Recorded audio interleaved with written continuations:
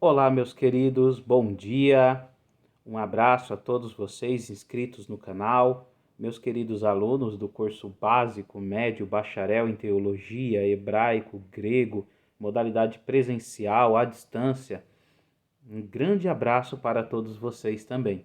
Tem sido muito bom interagir com vocês, retorno das atividades presenciais, graças ao Eterno, e também aqueles que moram em outros estados, até em outros países, na modalidade EAD. Queridos, eu quero fazer uma rápida leitura, uma leitura até conhecida, mas utilizando aqui o texto em hebraico. Eu estou lecionando nas turmas presenciais tanto antropologia como escatologia, nos cursos bacharéis e básico em teologia.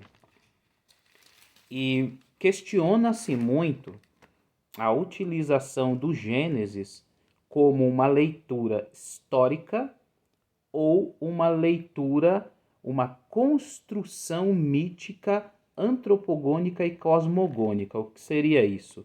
Em um determinado período da história de Israel, os israelitas apresentarem uma história da criação, mas de origem fenomenológica, ou seja, uma história da criação a partir da fé dos hebreus, e não uma história da criação numa perspectiva biológica, a origem da criação, a origem do universo e do ser humano na Bíblia.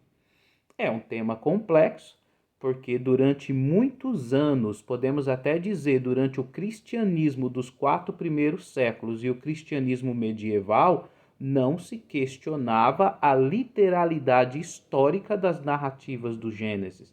Posteriormente se questionou, principalmente no século XIX, fazendo algumas suposições de uma construção mítica tendo o objetivo de apresentar uma história de fé e não uma história propriamente biológica da origem da vida.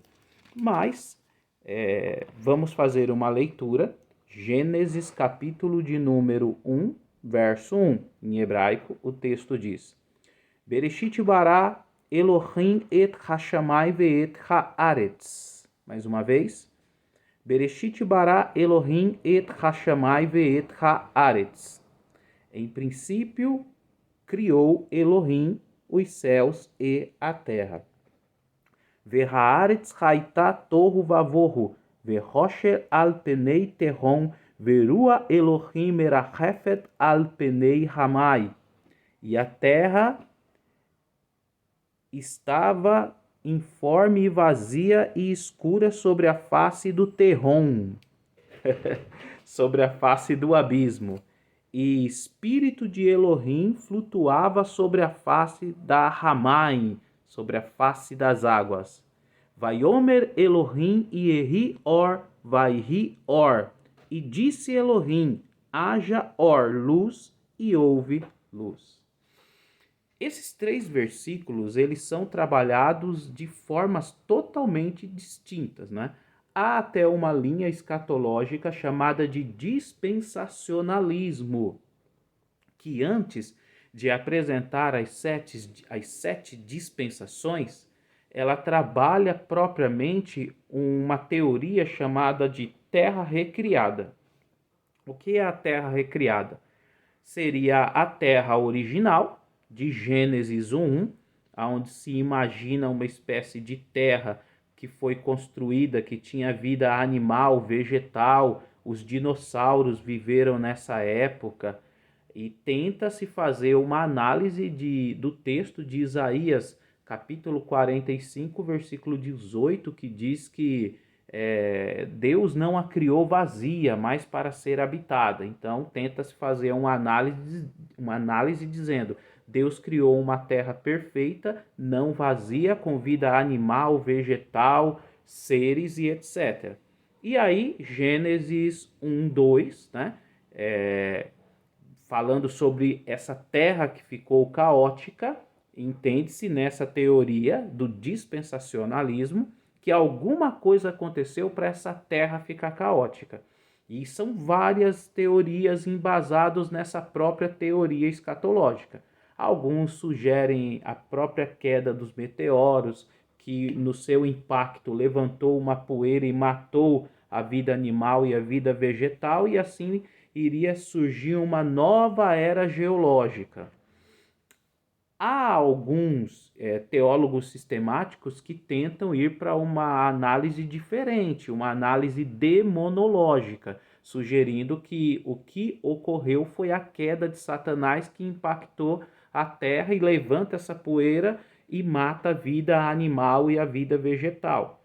Nesse aspecto, o verso 3 do capítulo 1, que diz: e haja luz e houve luz, seria uma recriação da luz, seria uma luz que já existia na terra original. Então, Gênesis 1, terra original, Gênesis 1, 2, terra que fica caótica, e Gênesis 1, 3, terra recriada.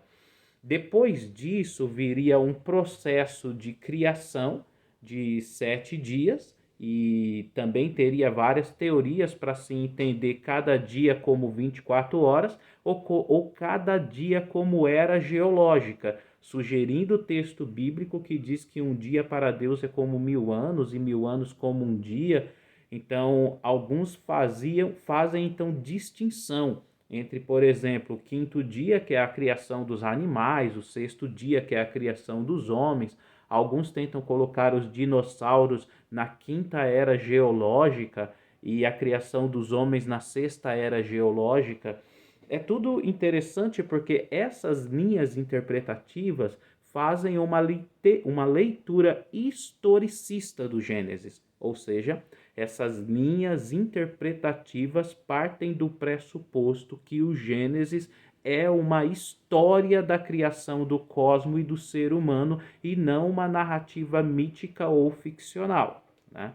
Bem, os pontos a serem discutidos são super interessantes. Alguns teólogos também, ao analisar o tempo de vida que a Bíblia sugere que Adão viveu, 930 anos, ao fazer uma contagem decrescente, de Adão a Noé, depois a Abraão, de Adão a Abraão tem 2000 anos, de Abraão a Davi 1000 anos, de Davi a Jesus mais 1000 anos, sugerindo-se uma data cronológica de 4000 anos. Mais 2 anos de nossa contemporaneidade, o homem não teria mais do que 6000 anos de existência, fazendo uma leitura historicista a partir de Adão. No entanto, essas hipóteses se tornaram também muito difíceis de se sustentar com o surgimento da arqueologia, ou podemos dizer, com a abrangência da arqueologia do século XIX e do século XX, fortalecendo seus achados através de artefatos de civilizações que seriam anteriores aos 6000 anos. Ou seja, civilizações egípcias, civilizações sumerianas, civilizações de povos que seriam anteriores propriamente ao Adão, ainda não num chamado período pré-histórico, né? E ainda teria os chamados achados arqueológicos do ser humano no período pré-histórico, que ressalta talvez um período onde a antropologia secular tenta sugerir nomes como Australopiteuco, homem de Cro-Magno e tantas outras terminologias para sugerir um homem de 20.000 a.C., 50.000 a.C., ou artefatos, né, de fósseis que tentam sugerir os mais antigos australopiteucos, que seguem de 200.000 a 500.000 anos antes de Cristo.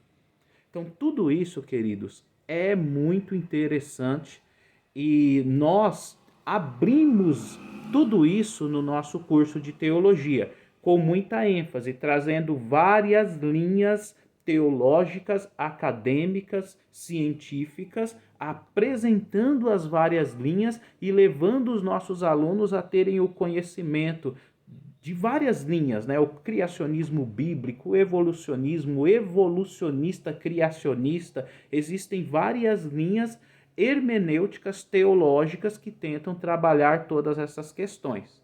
E para você ter estes conhecimentos aprofundados, você pode fazer parte de uma das nossas turmas do curso de teologia presencial, básico, médio ou bacharel. Se você gostou e quer saber mais, o contato é o 11 970 98 42 32. Professor Roberto Silva. Estou há 16 anos trabalhando com teologia. Como doutor em ciências da religião, eu leciono no básico, no médio, no bacharel. Eu costumo dizer que o meu básico não é muito básico, não. Mas nós já estamos há anos com os nossos alunos e tem sido um grande prazer compartilhar conhecimento. Então venha, faça parte. Hoje nós temos turmas de segunda a sábado na modalidade presencial e à distância. Tenho certeza que será muito produtivo e proveitoso para todos vocês. Queridos, eu fico por aqui. Se você não é inscrito no canal, se inscreva em nosso canal, ative o sininho e compartilhe esse vídeo. Nos ajude a chegar em novos inscritos aqui para o canal. Shalom e um grande abraço a todos.